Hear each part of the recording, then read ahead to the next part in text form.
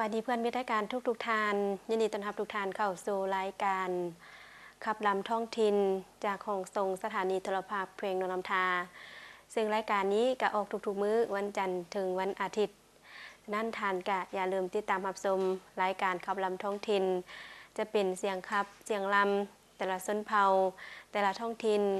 มานำเสนอให้ทานและติดตามรับชมน้ำกันหรือว่าทานที่ตามรับชมอยู่อยากขอเป็นเสียงขับเสียงดำใด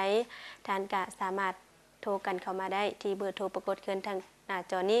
เคียงคู่กันนั้นในการติดตามรับชมรายการของพวกเราอยู่อยากประกอบส่วนส่งคำตำนี้ส่งข่าวเพื่อปรับปรุงรายการของพวกเราให้ดียิ่งขึ้นทานกะสามารถเข้าไปทางเว็บไซต์ www.lntkidnews.com www.lntkidnews.com ท่านก็สามารถไปติดตามรับชมทางเว็บไซต์หรือท่านจะสามารถติดตามรับชมจะเป็นข่าวภายในแขวงหรือว่าต่างเมืองท่านก็สามารถรับชมได้ทาง Facebook โทรภาพแขวงนนำทา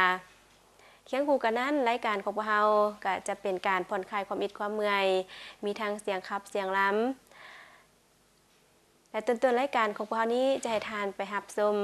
ลำตังไว้พร้อมโดยลำเพลินไปติดตามรับชมพร้อมๆกันเลย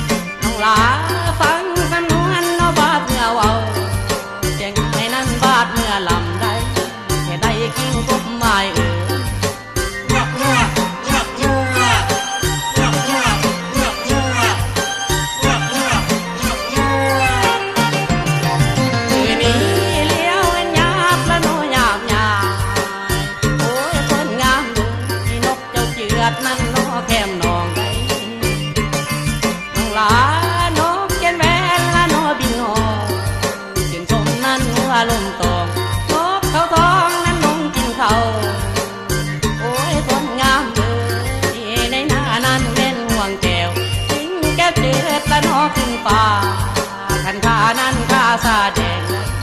ให้ได้นอคนงามเลย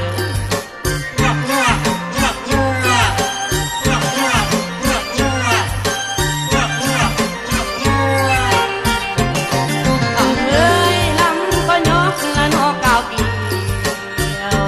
ตาคือตามข่าวนั้นเม่นสุกตามข้าวโพยละนอไปสั่งทางเงินนั้นอยู่บ่อนอดีดาทางเอามันดาพอนอคนงามดูสุขสบายนั้นแม่นกายบ่คงปัญญาตะนอพี่น้องทางบ้านนั้นคอยสบายบ่อยู่บ่อนอคนงามเลยอย่าไปมาต้องเจ้าไก่น้อเสียใจพ่อแม่เจ้าอย่าเป็นเด็กแก่ให้ฟังพ่อแม่ของเจ้าสั่งสอนให้ฟังพ่อแม่ของเจ้าสั่งสอน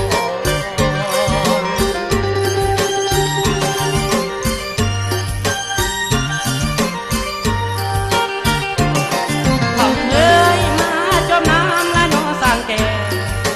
วตาคือให้อยากดีนั้นจะบวยตักน้องลามาจมนวลและนอคนงามเจ้าคำนั้นแม่นพอสอนเสื้อใส่เล็กนั้นที่เคยขอน้อคนงาม สายทองนั้นที่เคยจองหายได้ปลดละนอบแล้วก็มีข้างนั้นแค่ย่านใดแต่ใดกิ้งพบไม่ต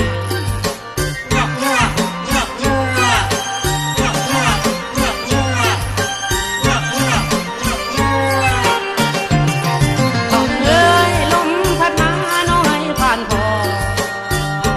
ลาพื้นแนวนอนั้นไม่ผ่านตกดังแน่นนอนำสนอแต่ปางนั้นแม่นเปิ่งจีขอให้สมละนอศิลาโอ้ยคนงามเป็นปางนั้นไม่น้ำลงงามเมื่อน้ำละนอลองแลเมื่อแก้วนั้นที่ลองนำแต่ได้กินพบไม่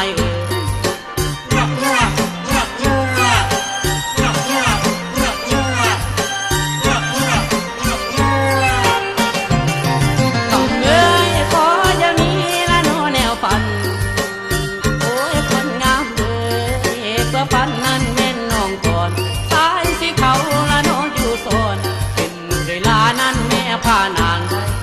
แค่ได้กินพบไม่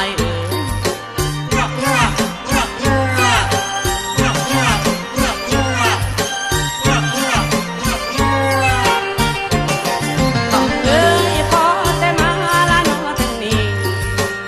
น้องคนงามตั้งไว้คำหมายก็ลาก่อนแล้วขอละโนบังคาทางนายนั้นสีตาวลาเลยขอลานั้นแม่นลงแล้วขอลาลงนา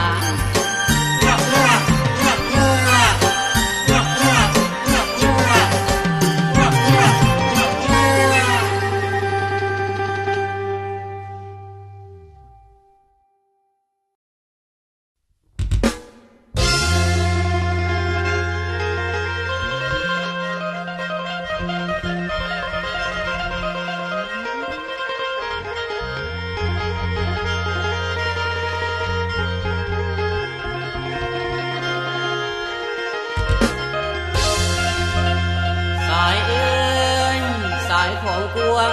ไหลเป็นทางน้ำไหลลงน้ำไหลลงอ้ายนี่เลาะเรียบของว่าเสียนาน้องตาโจงส่งบ่เศร้าดูบ่ทางฟังสายอะไรเจ้าคิดถึงสาวมุกดาอยู่บ่ห่างอดีตงานสวงเหือมปีกาเฮายังได้ให้สัจจาสัญญากันบอกว่างานปีนี้คนดีสิมาใหม่ให้อายคอยอยู่ฝั่งซ้ายบันไดน้องจริง